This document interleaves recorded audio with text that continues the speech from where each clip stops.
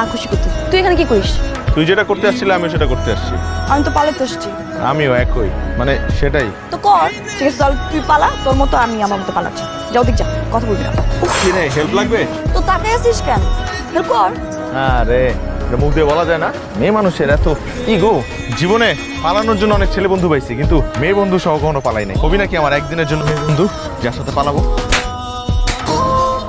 তুই কি রেগুলার মারামারি করিস? ওই তোরে দেখে শীষ বাজাইছে। তো ও শীষ বাজাইছে আর আমার মাথায় হুইসেল বাজছে। তখন ছোটবেলা থেকে একটু মাথা গরম, বুঝছিস, হাত পা বেশি চলে। আমি যখন ক্লাস 6-এ পড়ি তখন ক্লাস 8-এর এক বড় ভাই আমার বোল্ড আউট করে দিছিল, কিন্তু আম্পায়ার আউট দিয়ে দিছিল। আমার আম্পায়ার উপর রাগ হয় না, রাগ হচ্ছে বড় ভাইয়ের উপর। আউট করার পর হাসতেছে আমার দিকে তাকে। আমার এমন মেয়াজ খারাপ লাগছে, স্ট্যাম্প তুলে মাজার মধ্যে বাড়ি দিচ্ছে মাজায়। এরপর আর হাঁটতে পারে না, পারে মনে হয়। তো তুই কখনো মাইর খাস নাই? খাইছি না, কত মাইট খাইছি।